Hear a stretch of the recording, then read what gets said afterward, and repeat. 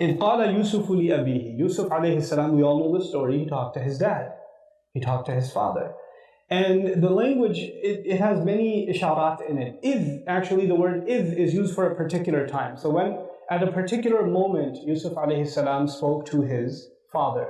Now, when a child speaks to you, is actually seems to indicate that it was on the child's schedule. When the father speaks to the child, then it's on the father's schedule. The father decided what time you should speak. The child decides in this case what time you should speak. Now, a father, which we're going to learn actually in the opposite case in Surah Luqman, the father speaks to the son. If qala Luqmanu libni, it's the other way around. When the father speaks, as opposed to the child speaks, there's a difference. A father can pick, what's the best time to talk to my child? When is he going to listen to me well? If I know that he's in the middle of something right now, or he's busy, or he's heading off to school, or he's upset right now, maybe it's not the best time to talk to him. Maybe I should be smarter about when I should pick a time. But a child, does a child discriminate? Is this not a good time to bring something up? You have children, you know. Our kids bring things up to us, whether we're on the phone, whether we're at work in a meeting, whether we're cooking something, your daughter will tug at your clothes and say, Mama, where's my toy? Where's my other shoe? Right? They don't say, well, maybe this is not a good time. Mom's holding 2 phones in her hands right now, and a baby, and there's smoke coming out of the stove, but maybe this is not a good time to ask about my pink ribbon. But they don't discriminate. They just say it. And then you say, could you hold on? I'm going a little crazy right now. Because we do that.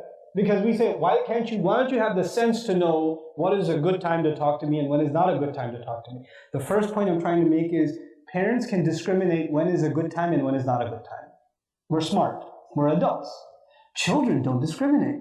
Children, whenever a feeling comes in their heart, whenever a thought comes to them, they say it. They don't figure, I don't know, I think this is not a good time. They don't do that.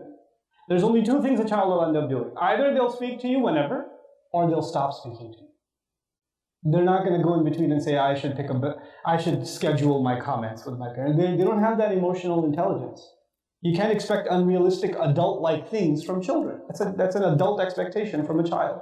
So this ayah, when Yusuf alayhi salam spoke to his dad as a child, you know what that means? He spoke on his schedule.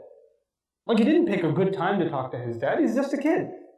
So he spoke whenever. And the father, did he just say, this is not a good time right now, come back later? I'm in the middle of something, I'm reading Torah right now. They didn't read Quran back then. Hadn't been revealed yet. I'm reading Torah right now. I'll talk to you later. Let me finish Salat. Let me finish my sunnah, then I'll talk to you. Oh, hold on, I'm cooking right now, I'm working right now. No, actually he sat there and listened. He sat there and listened. What does this tell us?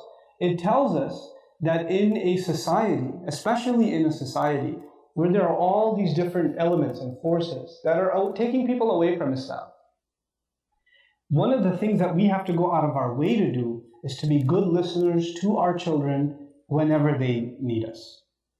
Which means as parents, when I just think about إِذْ قَالَ يُوسُفُ لِأَبِيهِ for myself as a parent, you know what I decide? I decide that when I go home, my cell phone is not going to be as available as it typically is. My calls will end in the car on the driveway. And the text messaging and the responses will all die down once I enter the house. Because my kids are going to be tugging at me and asking me and telling me things that matter or don't matter, that doesn't even matter. But the fact that they feel like whenever they tell me something, I'm there to listen, is important to them. I have 6 kids. One of them is going to come with me with an art project. The other one made a box. The other one, just bent a straw and thought that was the most amazing thing they've ever done. Or they're going to come with random things. I'm not going to say, bring me something more impressive than that next time. Or don't waste my time. No, I need to make them feel like I'm there to listen to them.